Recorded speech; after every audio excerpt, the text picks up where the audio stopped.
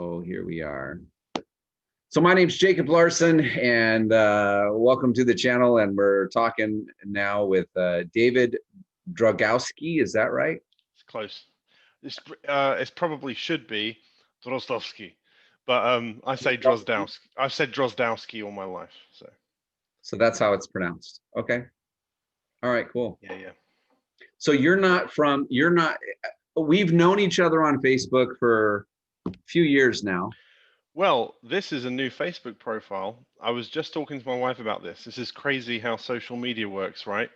I remembered, because we've never talked face to face. I Right. think we've talked on the phone once, and I was thinking we were living in this trailer in Mills River, North Carolina. So I think I've known you like 10 years, which is just, I don't even know how we met. Absolutely no clue. Do you? Facebook. Yeah, Facebook, but I mean, like, what group? Why? Yeah, I No don't clue.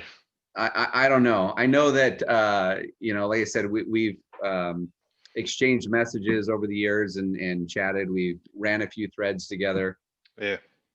with different discussions and stuff like that.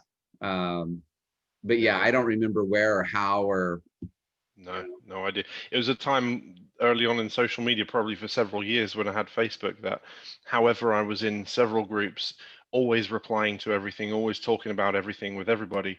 And I probably had thousands of friends because it was the thing to have thousands of friends, and I didn't know half of them.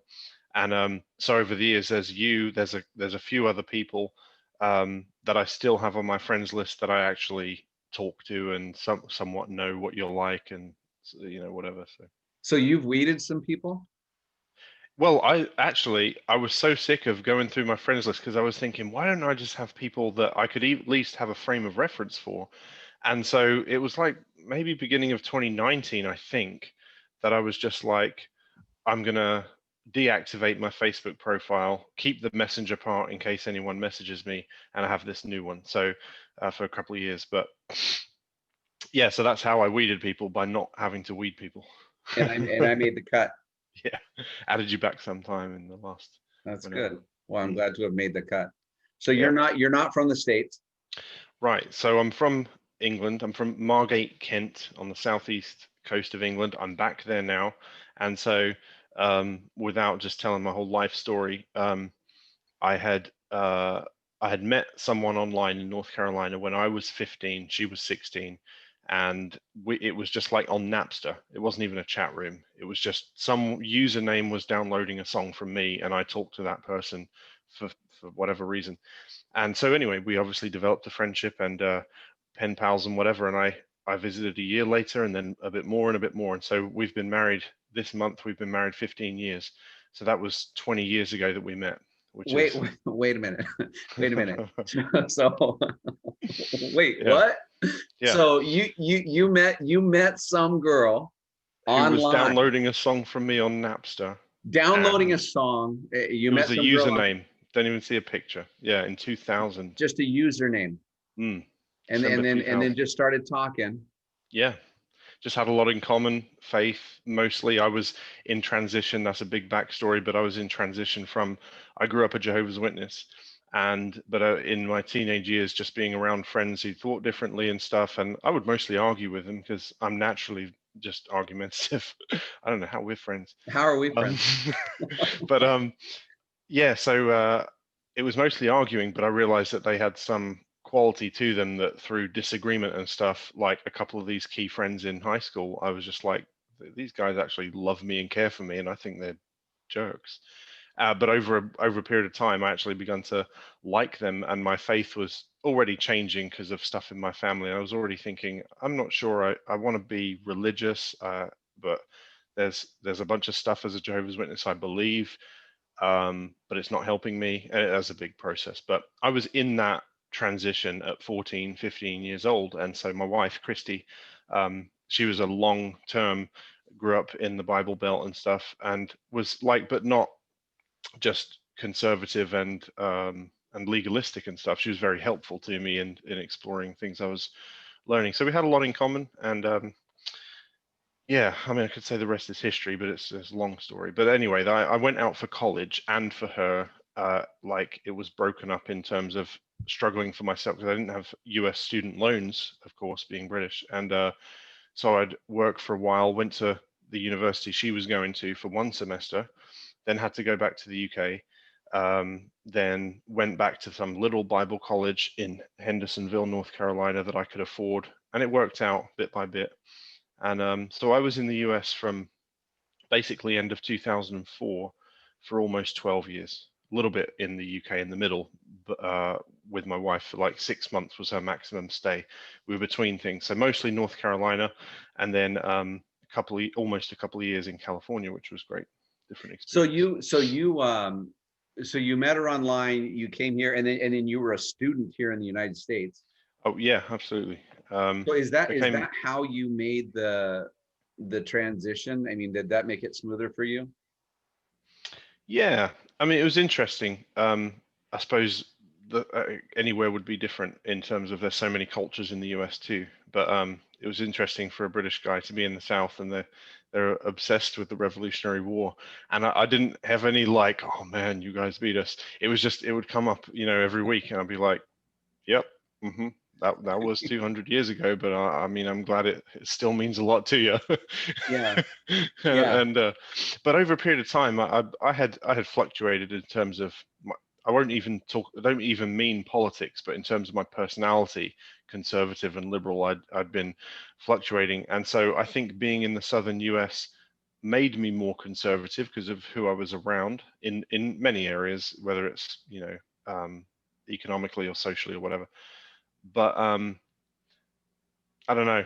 I won't say I'm a moderate now, because yeah, moderates are those people who are like we're above all you, but not really. No, I just yeah, got a lot of perspectives for sure. It's just so what about, interesting I mean, changes.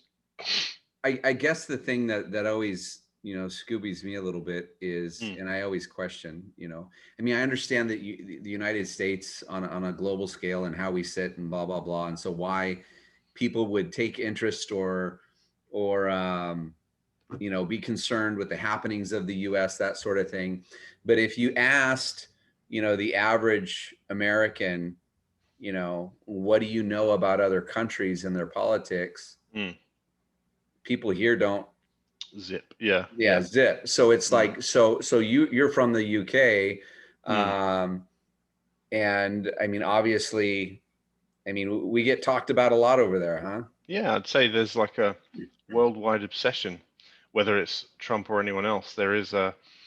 It's interesting because it's like on one hand the average British person, I can only say from that point of view, but I see it in other people I know in the world. But let's say the average British person thinks that, Americans are, all capitalists, which, plenty, but, and I like capitalism, but then there's this idea of this looming, greedy, mean capitalism or whatever. But so think most Americans are just like capitalist consumers, uh, dumb, um, and but like I would almost say that in the UK there's so much political correctness, but the one group of people you can bash in the world and no one bat an eyelid is going to be Americans, like unless you say some specific minority group or something of Americans.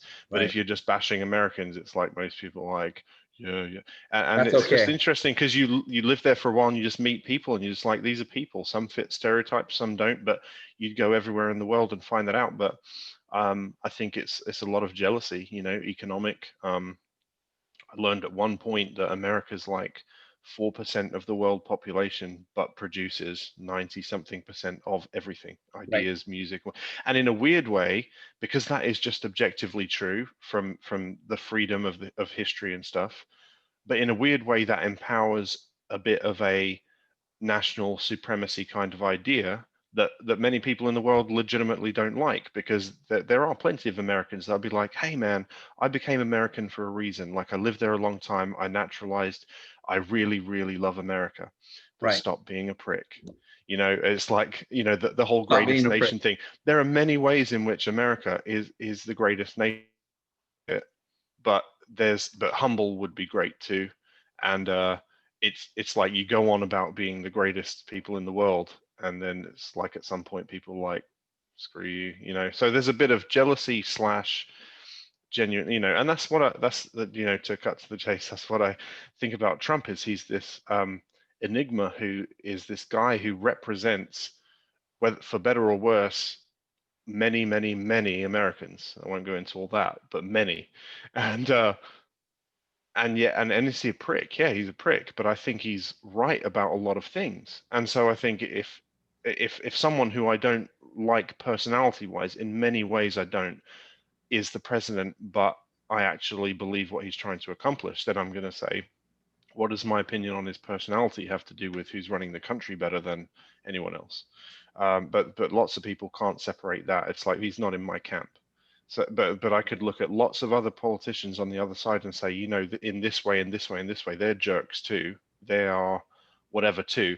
But you don't mind that because they're in your camp. So, Well, and I mean, frankly, when it comes to someone like you, who lived abroad, was born and raised abroad, moved here, has lived here, in my opinion, you've got some skin in the game. You have some basic knowledge of how America actually works. So when someone like you comments about, our political system or our electors or candidates and stuff like that, I take it to mean more than, I appreciate that, than somebody abroad, that's living in the UK. Well, and they're making quips about American politics. It's kind of like, what? Shut up. You don't know what's going on. When I was when we hadn't moved back from the US yet, we moved to Germany for 6 months in the meantime. That's a big immigration loophole story, but we were making our way back to the UK, and I had a proxy voter for me. So rather than a mail-in ballot, I had someone had signed the forms and stuff who, on Brexit, when Brexit was coming up, and everyone I went to school with and stuff knew, if they talked to me, they'd know my reasoning. It wasn't just racism, xenophobia, blah, blah, all the stupid, easy straw men kind of thing. There were, for goodness sake, my granddad was Polish. Like, it's not that I hate Eastern Europeans and get out of my country. It's not like that. There's some reasons. And anyway, but I would get the question, why are you voting? Because, you don't even live here. And it's like, well, one, because I'm still British and I'm allowed to. So whatever. Two, because we are moving back. And then also, even if I wasn't, what about the future of my children who thankfully, thank God, it's a crazy situation that I never would have imagined as a kid, that I would be able to have kids who could decide if they want to live in America or Britain or Poland if they want to. Right. It's great, but it's not, and it's not through wealth. It is through being fortunate in a sense, and being like, hey, I was just born in some ways, and then in other ways I didn't engineer the timing of how I met this girl online, but I definitely worked my butt off and I earned citizenship. And so anyway, to say, well, is Brexit or voting for Donald Trump twice? It's my reasoning for why I have a say is, well, what about my kids? Even if I never lived in the US again, anyway. But then we've all got that say, and if you think that voting for Joe Biden is you having a say in your kids' future for the better, then hey, good luck to you. We'll talk about that if you're willing to talk without just being a moron and bashing and trying to be morally superior to me. We'll have a chat. Actually provide an argument with substance. But I completely agree with your right to vote, and then go and you'll talk about if Trump was president again, you'll move to Canada or Mexico, and as much as I wish you would, you're never going to do it. Right. So, right. Anyway. But see, but that's the thing. I think that a lot of people, from my opinion, or in my opinion, and from my perspective, when I hear people that are in other countries talking about American politics and stuff like that, they're getting the bulk of their information from the news media and stuff like that. And you and I both know how fundamentally flawed a lot of that is. A lot of the headlines I see, I know the moment I read it, it's like, well, that's not true. That never happened. That's BS. Well, I remember one of the most disappointing things, and I like the BBC. I like stuff that the BBC comes out with to some extent. I watch it. Yep. I check it. because it's a voice in the game, and it's not overtly biased, but it does clearly have bias and angle and stuff. And so, by the way, a lot of the great content that comes through the BBC came from some other media, people anyway. It's actually a very socialist institution and stuff like that. There's stuff I hate about it, but I thought for decades of my life, as in I'm 35, I thought for a vast majority of my life that the BBC really is pretty unbiased. But I remember after the first election that Trump won, one of two, but anyway, after the first election, I don't know, no idea. Show me the proof. I've no idea. I don't really know. I'm just. But you're leaning more towards there was fraud. Well, the more that does come out about the Dominion voting systems, the actual analysis of it, the weirder and weirder it looks. I mean, anyway, I know this is a tangent, but I know that I understand why the Supreme Court said they couldn't look at Texas lawsuit because Texas doesn't have the authority to say such and such about another state's election system. I think if it goes through the proper channels and all the truth is out, it does look very, very weird. So that's all I know. I want to see it. I just want to see it in court, play out all in the open, and then the Supreme Court makes the decision, and hopefully either side says, like it or hate it, right, that's the outcome, so. But after the first US election, I started to see stuff from across all mainstream media, including the BBC, and when they're referring to, it was I don't remember if it was just it wasn't using the word fraud or rigged, but it was like using language, hacked was the language, hacked election, right? All they were ever referring to, and screw like whether Trump was getting help from the Russians, like regardless of all of that, of anything that was or wasn't inappropriate, they were only ever referring to bots and propaganda. And that, so to them, a hacked election is like when supposedly foreign powers have bots on Twitter and stuff like that, influencing people's thoughts about it. A hacked election is when you hack the voting machines and the reported votes and their outcome. Right. So I realized at first I was thinking, oh my goodness, evidence is coming out that it really was hacked. This is terrible. And I was just thinking, well, dang, that's really awful. And then it didn't take me long to realize, they're not even talking about a hacked election. They're talking about influence that they didn't think was appropriate on social media through propaganda. And it's like, right.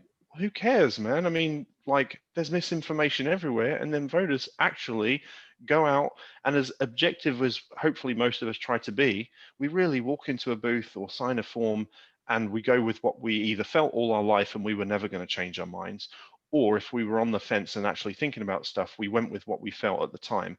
But after all of the trying to process stuff objectively, we still go in and make a subjective decision. So we all do that. So who cares where we assimilated all of our thoughts from? I don't know. Well, it disappointed me so much about the BBC and about even more, of mainstream media, that I thought maybe there's some unbiased, but there isn't really anyway. No, and there's not. And I mean, that leads into, discussions about social media and the fact checking and Facebook and Twitter and Section 230 and all that stuff there. I mean, they're trying to do. I mean, I wish, from my personal experience, I mean, obviously, I've been in Facebook jail quite a bit, Yeah. Me personally, I wish people would just leave me alone. I mean, I just want Big Brother to look the other way, Yeah. Leave me alone. Because it's one thing to say, this guy keeps saying the sky is green. It's like, it's one thing to be like, this guy keeps saying that 1 + 1 is 0. This is ridiculous. But then at some point you get away from really obviously objective stuff to really obviously subjective stuff like anchovies suck or whatever. And at some point, someone, like whether it's really Mark Zuckerberg or the people, whether it's in Facebook or in whatever structure, somebody at some point is deciding where the line is, that this is my objective, this is my objective thing, but they're kind of adjudicating like what is objective. So I think leave it all the hell alone. Right. Let people lie. People who are friends with someone who is always talking nonsense and lying all the time, at some point stop being friends with that person. Or they group in their little groups. Most people don't listen to them, they just listen to each other. And it's like, so who cares? That's social Yeah. I media, mean, right? Block them, who cares? But I've it's got, like, no, the message isn't getting out. So we need to intervene in the things that we feel we want to call objective and misinformation when they're just our feelings. yeah, I've got three of the see, when you go to Facebook jail, they give you the opportunity to I don't know if it's argue your point or Mm, take it to court type of thing, but there's this yeah. entity that's outside of Facebook. I've got three of those right now in process. Hmm. And all of them, I mean, all of them are do the related thing. And my argument's simple, let adults behave like adults and Hmm. monitor their own stuff. Give adults the tools that they need to block people, uh, stop engaging in a thread, defriend people, all those Yeah. things. Give adults the tools to do that, Hmm. and then allow It- adults to be adults and take care of It's social themselves. media. Supposed to be Yeah. social media, anti-social people, social rules push out anti-social people. So yeah, I don't know. Yeah, because if the way I see it, in my relationships, my personal relationships, if I'm lying, if I'm being, you know, a bad friend, that sort of thing, or I'm being offensive, the friends are going to tell me, "Hey, Mm, I don't like this behavior," and they're going to stop being friends with me or yeah, that's it. whatever. And it And then motivates us. yeah, and I'm going to make changes accordingly. So Mm, I don't need Facebook or Twitter or anybody else monitoring or governing my relationships and deciding or dictating, yeah. how my friends are going to respond to something I've said or take something that I've said. I mean, Well, the it's like, classic policing is Twitter as well, because I'm thinking, right, let's just say there's nothing to it. It's a big, stupid conspiracy theory, and absolutely no voter fraud, or so insignificant. There's a few people here and there across the country, right, not insignificant. Let's just say that was it, right? So, okay, why does Twitter flag whatever the truth is? Why does Twitter always, every single Trump tweet lately, flag this claim about election fraud is disputed? It's right. disputed. So they haven't made the statement this claim about election fraud is false. It's They're false. trying to they're trying to make it seem like they're being, unbiased and objective, and they're just saying, well, this is in dispute right now, by the way. Well, what about Biden calling himself president-elect before? And I realize, even if the electors meet and he's president-elect, but calling himself that all along, Right. when that was in dispute. Okay, so let's say he is, and let's say Right. he's going to be, and let's say there is no fraud, and let's say it's, but it was in dispute. That's what the word means. So you put it on the president's tweet, every single one of them. This claim about election fraud is disputed. But every claim that Biden makes about any reference to I've won the election, that's not in dispute. I mean, you could say, Right. oh, dozens of stupid court cases. Yeah, but some of them are open. It's not over. Right. So, when it's over, just say this was in dispute and Joe Biden's the winner. But why not put the flag on both? Because you're biased and you just, Yeah. Well, I mean, did you notice? I mean, when it was first, I mean, the day after the election, mm, they constantly, every media source out there, the headlines were, Trump's making, claims of fraud. There was no fraud. The yeah, it election was was already over. clear. Yeah, Yeah, it's already decided. yeah, they just kept hammering it. And for low information voters, I mean, for a lot of them, I mean, they're just going to take those headlines and they parrot it. And I've seen that on Yeah. the threads, and I know you have too. A lot of people said, well, there was no fraud, there was no fraud. They just keep repeating that, and I'm like, well, you Mm. don't know that. You No, can't prove that. I mean, even if it's not significant enough and stuff like that, it is credible. They're credible It's still questions. fraud, right? So yeah. So what, it's like the people that all along were saying there is no fraud, this is all nonsense, either have not listened to the questions. They're always like, Trump, Trump's trying to make every mail-in ballot illegal. He's trying Right. to say stop counting all the mail-in ballots, and Yeah, it's no. like, no. Okay, so let's say Pennsylvania. He's trying to say Pennsylvania's law is that mail-in ballots aren't counted after a certain day. That's one thing, only one aspect. And I've forgotten her name or whatever, but lady in Pennsylvania, high up, basically arbitrarily overrules and says they can be, and it's against the Pennsylvania state law Right. to continue after a certain day. Whether you think that disenfranchises Americans or not, you freaking live in Pennsylvania. Why in the world would you have a mail-in ballot for weeks and send it on the 3rd of November? Why would you do it? Do you want to vote, or do you want to sit on it and cause a problem? So I Right. think anyone legitimately voting, goodness gracious, sent it a week in advance or more. But that's your state law, so that's what it is. So that's just one thing. Right. What if that was only hundreds of votes? So what? It's a credible argument. Right. So, and each individual thing, but they're from people who haven't listened. If I said, okay, what are the claims? They're all nonsense, right? But what are those claims? And then it's just like poorly representing what the claims even are, don't know, or they have read it, have no answer for that stuff, and just keep saying that's nonsense. It's Trump. It's Trump. He's a bad loser. It's like, Yeah, they just keep okay, they okay, keep parroting that over and over again. So yeah. you have that take. Yeah, you're in the UK right now. I mean, what's the Mm. chatter going on over there? I mean, are the It's people over there? most of it's the same as the media in the US, I believe. It is just there are here and there you meet someone who is avidly pro-Trump every now and then. Most people aren't, even pretty conservative people. Most people think Trump is an idiot and is overboard.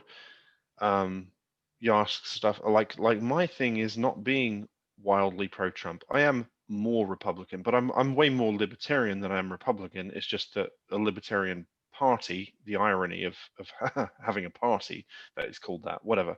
The Libertarian Party is never going to win, and so you could say, yeah, but it's a legitimate vote. It's a statement. Okay, whatever. It's a throwaway vote. So I'm gonna weigh things up, and I will probably always vote Republican, but impress me. Things have shifted in the past about who is more economically conservative. That's all that to me a government is about economics and military. A government is about really basic things to me. So I can't stand the government having anything to do with social things like what is marriage? Screw that. That marriage is religious or it's contractual. It's nothing to do with the federal government or the state government.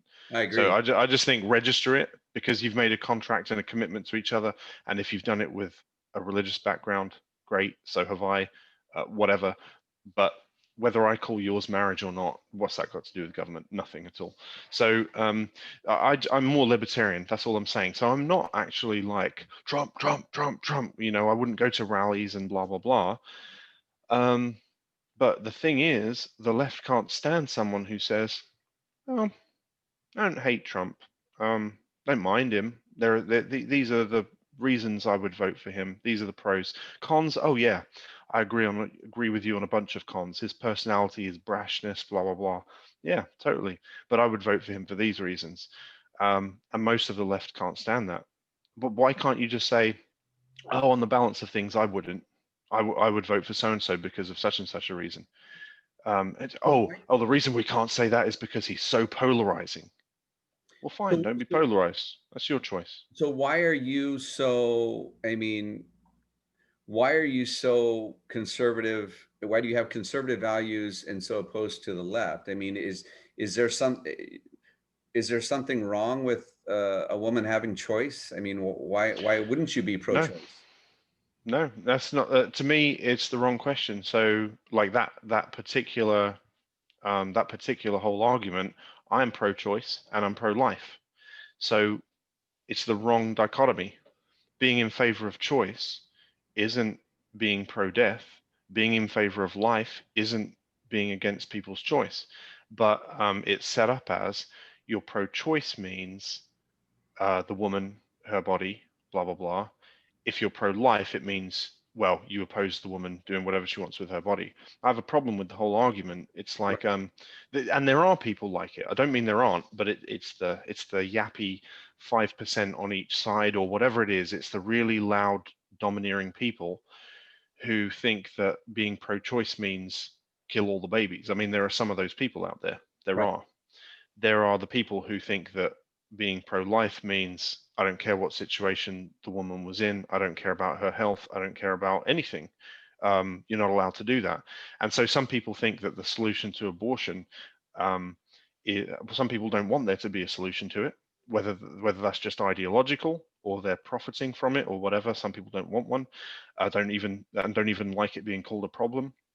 And some people think that the solution is going to be, well, just make it illegal again, overturn Roe versus Wade, make it illegal. That's the solution, right? Okay, all sorted, right? We won a victory in our culture. And I think the solution is people being fathered and mothered well. And the solution is people not being in abusive relationships or people not going too far in relationships who aren't ready. I'm not even talking about religion and marriage. I'm just talking about the solution is social. Surely the solution is not having unwanted pregnancies. And I would say, don't we all want less unwanted pregnancies in the first place? And But but, then, but but you're talking about a restoration and a mm, maintaining of the family unit. yeah, And yeah. that is something that the left takes issue with. Mm. I mean, And the that's whole, why so the left would say I'm the- conservative. I'd say, well, I am in many values, but I'm not conservative like you better be conservative. Have I met conservative bigots? Yeah. Okay. You live in the South for 12 years. You meet a lot of conservative legalistic bigots, but that's not really the argument. It's like, okay, but then you meet, I think, a lot more people who just don't want babies dying, but don't want women in the situation in the first place. And wouldn't it be great if we solved that? And some people will be like, how dare you say something is wrong? well, because you're, I mean, basically that's a type of privilege to have a mother and a father living in the home, working together, Mm, raising kids, you yeah. know, I mean, Well, the left's going to take argument with yeah. that, and they're going to say, Yeah. hey, listen, there's lots of different ways to have a family, and family Mm, doesn't necessarily mean dad's got to be around, yeah. and independent, So, they can and do it that's all, on their own. that's actually a lot of it's valid too. I didn't choose my parents staying together, right? So some of that is where humility comes into play. But surely we say, well, if I don't judge you because of a privilege I had that you didn't have, if I don't judge you for it, but I hold a family unit as a standard, because most people who came from a broken family unit still probably want to be a mother or father in a healthy one. Right. Most people coming from a broken family unit don't think, oh, I had it real good there. That's my standard. So surely we hold the highest standard, but we don't say I'm there and you're not. You're lowly. I'm better than you. That's what religion is doing wrong in politics. It's doing very wrong. I've been a part of it, so that's what I would say. Christianity, the influence, and that's why I'd say so much of the left says let's separate church and state in the way that they say it, because maybe they don't understand that it means the church, the institution, shouldn't control the state, and the state shouldn't control the institutions of the church. That's what it really means, not Right. making a law concerning religion. That's the only constitutional element, right? But the reason they go so hard against it and say that, people shouldn't even bring their faith into politics, well, maybe it's because too many people, like I have in times, too much of the church around the world or around the US has brought it in so much that that it is then judgmental, because it's like we're the ones with the right standards and we're the ones doing everything right. And that's just a different type of BS, because I could hold the same values as you but think, stop judging everyone so harshly, and why. But I don't think the solution is in law. The solution is in real deep changes in society anyway.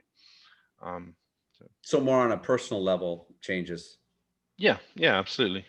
Well, you have, and I get that to a certain extent, but you've got a large mass of people all across the globe that have, like you said, they haven't been raised in Mm, healthy family units. They've suffered all sorts of types of different trauma, yeah. and they're grown up in adults, or they're adult in Mm, adulthood, and they're creating more trauma, and they're arguing and mm, defending their trauma.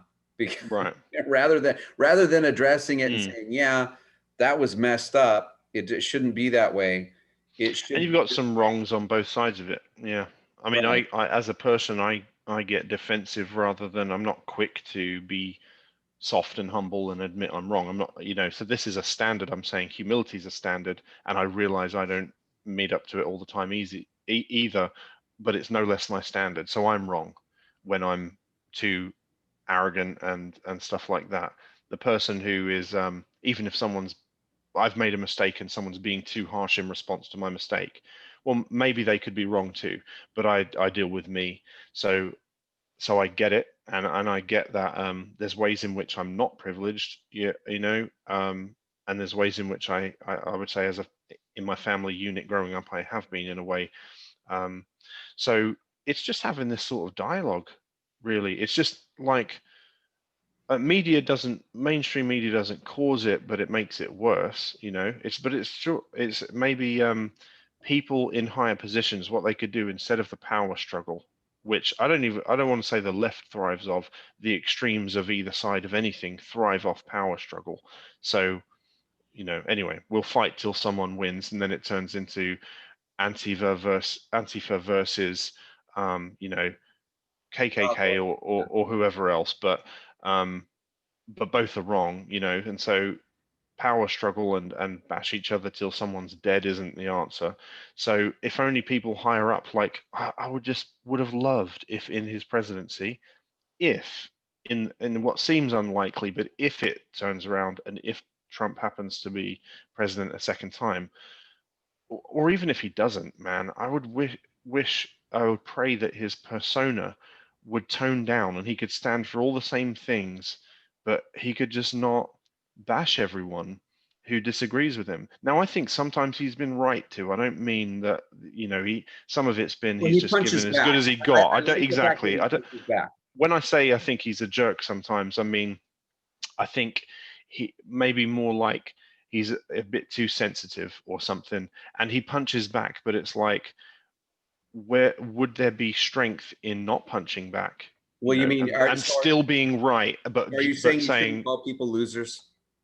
well, yeah, just stuff like that. It's just sort of, and stuff that I do. Okay, so I'm saying like I'm saying if I was with him, if I was having a conversation with him as a man to man, if I was his friend, I'd be like, Donald, I do this stuff too, but we got to quit this stuff. Our it doesn't help the good cause. It doesn't help the good stuff that we stand for if every time someone hits us, we lash out. So could we, and I say him, but I say anyone in politics or in culture, in entertainment or anything, anyone sort of real influence in society, if we could just see more reality, because I think a lot of times the left stands for what they think is compassionate and generous and humble and stuff, which is actually just weakness. And it's making a really big deal out of weakness. And that's not compassion and generosity and humility. It's just it's just having powerlessness and trying to control stuff and whatever. It's different. But then the right is sort of obsessed with greatness and can't see that there's a lot of responsibility, and if we could be great but humble too, then maybe that would be more like Jesus. He wasn't a wimp and he wasn't a jerk to everybody.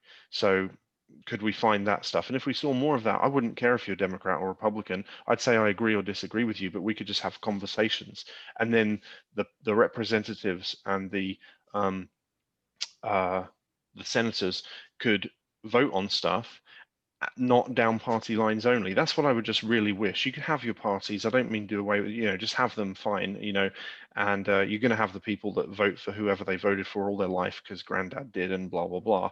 But what if more people could be better than that and vote for somebody locally or nationally who's like, they seem really reasonable on a lot of issues, and on the balance of things, I'll go with that guy or girl Some or whatever. some people would say, based on what you just said, some people would say that your approach is a bit naive when it comes Oh, to. sure. Yeah, yeah, absolutely. It is naive. It's like I don't see a weakness in optimism, in naive optimism. Sure, I don't mean that's going to happen. I mean, again, it's like, why couldn't that be a goal? Because And then why you could use, why because couldn't then people you, not die of COVID, yeah, or you yeah, know, and and and yeah. and, and why couldn't everybody have $1 million? Mm. And Well, yeah, I mean, ultimately, we're still going to just go out and vote for who we're going to vote for. So I guess it still comes down to, well, I can interact with people and work on interacting with people without arguing too much. I can work on that. And if someone's like, well, the other guy isn't going to work on that, I'm like, okay, well, then let your response be determined by the other guy if you think that's better than me. If you think, I know you're not making this argument, but it's like if someone thinks I'm too naive, and I'm doesn't want to simply better throwing it them out there. and doesn't want to better themselves because of vulnerability, I'm like, well, what if being vulnerable to losing is better? What if what if vulnerability is more admirable, and then you win or lose because you were going to win or lose anyway? You could win or lose with bravado, or you could win or lose my way, and I say my way, I'm not there. I'm just saying my way that I aspire to, um, because it got Jesus killed, right? Right. And he won.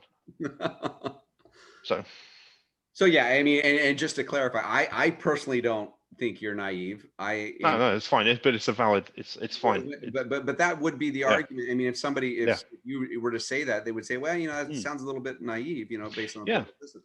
But I I would say mean, then good. Why can't we all be a little bit more naively optimistic? okay, but Dave, Yeah, something as simple as, the family unit. Okay, yeah, yeah. that be like you said, that is a standard that, Mm, kids and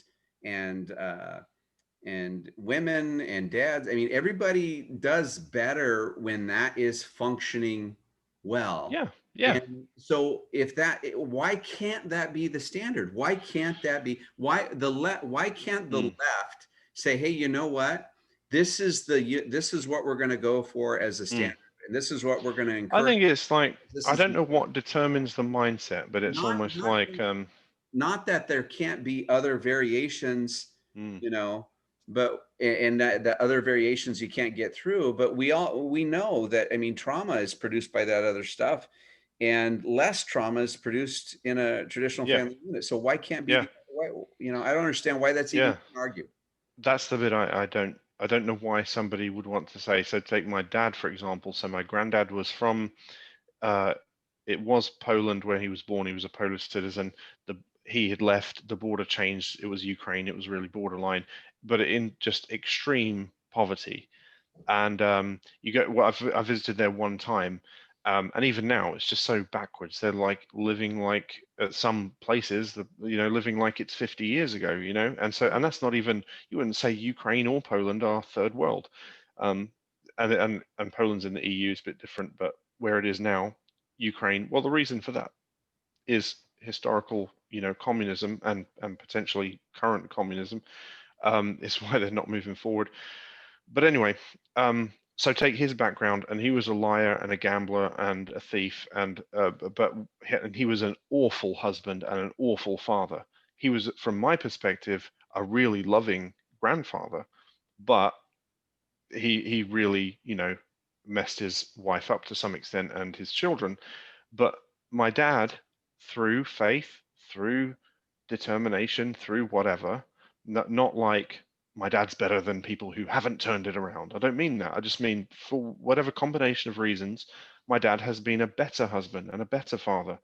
Um, and I didn't come into wealth at all, but better off my dad was better off than his dad, right? Right. Maybe it's because of the country he's in, but that's a story around the whole world. Is actually, even in the poorest areas, oftentimes this generation's still better off than previous. Right. So anyway, and then I want to build on that. I want to be, but so your question is, and my question still is, well, why do you want to identify with weakness instead of betterment? Right. Why do you want to do with your disadvantages, which are real, right? There's Right. racism. There's really ingrained, horrible institutional racism. There is. why do you want to focus on that and identify with it and like embrace it and call yourselves words that are denigrating?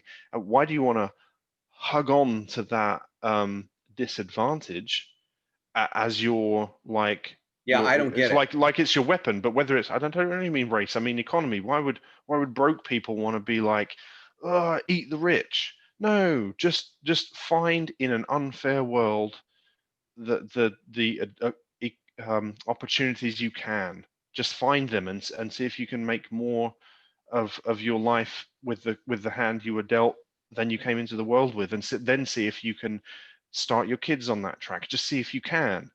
But some people are just chronically obsessed with. But I was dealt a bad hand. Right. Okay, okay. Then wait Right. for someone else to change your life. Well, and that's, like I said, that's the part that Scoobies me, because something Mm, something as simple as the family unit gets argued. mm. Something as Yeah, something as yeah. simple as that, because But I what don't can know we about, agree on? This is better than this, right? Oh, right. well, hang on a minute. Yeah. Yeah. Like hierarchy. Have you listened to Nobody's much? saying you can't raise kids by yourself, but it's No, not no. fun. Can we all agree on that? That Oh it's yeah. not Would you fun. prefer a It's partner? Would you easier prefer when you've some got a help? partner. Mm, Yeah. yeah, I yeah. mean, it's like shit. So Mm. But all men are crap. Well, maybe, all men are maybe, crap. maybe mostly. I don't even know the answer. So try and find one who isn't. And if you can't, just make the best of the world instead of. Well, have you heard much by Jordan Peterson, by the way? Love that No. guy. Yeah. So it's like, do you want to turn yourself against being? Because being the existence, the universe, or whatever. And if you believe in God, but the nature of being has screwed you up, so you want to fight the rest of your life against the nature of being. Right. Or do you want to work with the fabric of the universe? But it's like some people are like, no, I want to fight with the fabric of the universe. Right. And I always say, listen, you can blame God Mm, or you can blame evolution. mm, Does not change the fact that, men and women, together forming a family unit, raising mm. babies, that's how it works. It tends to work better in that circumstance. And that can be an evolutionary thing if Yeah, you don't believe in God, or you can say God created it. But I mean, that is the basic standard. And mm. like I said, that's what I think we should be I think arguing. it's there's like jealousy and resentment. It's like people who in a deep-seated place have really, like that terminology, turned themselves against being because of bitterness and resentment. It's like, if there is something better than something else, and the something else that is supposedly better is not what I have, then it's like, you have more than me. It must be bad. It must be for a bad reason. And I've got Eat to eat justify the myself. rich, fight the rich, blah blah blah. But it's because of of like apparently not liking hierarchy. But when you wake up in the morning, do you choose to put clothes on or not? Well, you just chose to put clothes on because you decide that that's better than not putting clothes on. So hierarchy. Well, you believe that something is better than something else, but in every single comparison, something is better than something else, and it's okay. And it's okay if we're on the bad end of that, because we can do something about it Well, or not, or down. All I can say is worry down about with it. the patriarchy. All men are evil, and men Mm. ahead or leading their households is absolutely the worst thing ever. And just living that way will fix things. Right. Anyway, Well, hell, man, I appreciate talking with you. I mean, yeah, it's definitely cool. fun. Nice to get to know you. I think I've talked way too much, but then again, I guess you're interviewing me or No, something. like I said, I appreciate you coming on and Mm, talking, because, like I said, I mean, I think getting people to understand, one of the reasons why I wanted to do these videos, because I wanted to get more of an idea of what people think and mm, why they vote way they vote. Because in my opinion, mm, politics, people say, oh, you're so interested in politics. I'm not as much interested in politics as I am the people behind it, and mm, why people do the things that they do, because I think that politics are just an extension of Mm, people's worldviews and how they choose to yeah, live. yeah, And very much so. I mean, I won't stay too long anyway, but that's one thing I've learned, is that people's political persuasions are very, very, um, contingent upon, or very, very correlating with their personalities. So um, people who are more open, whether and openness is a good thing, or can be, right? But people who are more open tend to be more liberal. Um, People who are more, what is it, higher in conscientiousness tend to be more conservative and stuff like that. Um, but anyway, really, when we talk about politics, we're actually talking about personality differences in many, many ways. So it's right. just really destructive to boil it down to, well, so and so believes this or votes for this because they're an evil person. And it's like, okay, we'll do that with every subject. And someone's crazy, evil, and stupid, and that means you're just glorious in every way. Or people are just different, and we just have different input and different factors behind why we. And we have different backgrounds, and we've suffered Yeah, different yeah, traumas, and we've got yeah. different experiences, and I've had a lot of, I try to, especially more so now. I mean, in the past, you know, I realized I wasn't necessarily drawing a clear enough distinction in some of the things I post and some things I say Mm, about the Democrat Party. But because a lot of people, I mean, I've met a lot of good, solid, you know, people that vote Democrat, you know, mm, that in my opinion, um, it doesn't mean they're a bad person because they voted that way, but yeah, I think that they're misguided or they misunderstand or a bit naive on different issues, and yeah. that's why they voted that way. But I've really made an effort, especially lately, to distinguish between the DNC, the Democrat Party, Mm, and the Democrat voter, yeah, yeah. because That's good. That's good. in terms of parties, I would agree. I think that the Democrat Party, the DNC, Mm, is a evil founded party. I mean, mm, they were founded on evil, yeah. and they perpetuated evil for all It's these. like when the BLM thing really kicked off. It's like, do I agree that Black Lives Matter? Yes. Do I Yeah, agree that all lives matter? Yes. yes, Do I understand why people are focusing on Black Lives Mattering because of being oppressed and mistreated? I understand why. I understand why saying all lives matter doesn't come across as an equality thing. It comes across as a you don't matter thing. I get why. There's lots of factors in there. And then when stuff started coming out about, but the founders of BLM have Marxist views and blah blah blah, I'm like, well, screw who they are, who some of the higher up people are in a movement. A phrase has been coined. They can call themselves the leaders of something all they want to, but some people who maybe deep down are racist or don't want to deal with their problems, or whatever. I'm not talking about white privilege. I'm just talking about some people who don't want to deal with really hard subjects, maybe using, oh, but they're Marxists, as a, like, oh, but BLM as an organization is such and such, so screw that whole movement. And it's not like that. It's right. like, no, good or bad people or whoever, I don't care, have kicked something off that is really important that America and the world needs to sort out. So we need to like walk, listen, and feel and care and walk through that with them without adopting some, you know, anti-white, white guilt, blah blah blah Right. thing either, but just walk through it with people in relationship, and be like, it really sucks that it is really hard to just be a different color, and this stuff, and we should oppose the injustice and stuff like that. And who cares about the leaders of the movement? So yeah, I agree with you on the DNC. I don't like it, but it's really important to say. But really, most Democrat The voters people. probably Yeah. just want a better lot in life for people who are downtrodden and don't understand how capitalism can really, really help them. Um, haven't even been, and this is an it's an entire subject we can't talk about, like don't have time. I really understand the American healthcare system in a way that just before we left, just not through any genius of my own part, but my wife had not long had a baby through cesarean C-section, and she had a wound that had kept opening up and whatever. I was working. we didn't have insurance. It turned out that this local non-profit private healthcare system, healthcare network or whatever, had a sliding scale. We filled out the stuff. We were on zero co-insurance, nothing to do with Obamacare. That was a private thing working.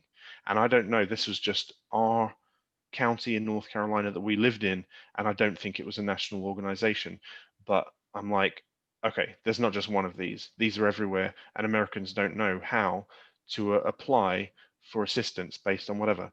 But Obamacare isn't even socialized health care. No. Obamacare is socialized health insurance. It's like saying, hey, Blue Cross Blue Shield, United Healthcare, do you want tens of billions of dollars extra per year and give people really high deductibles and don't pay anything out? Do you want that? Right.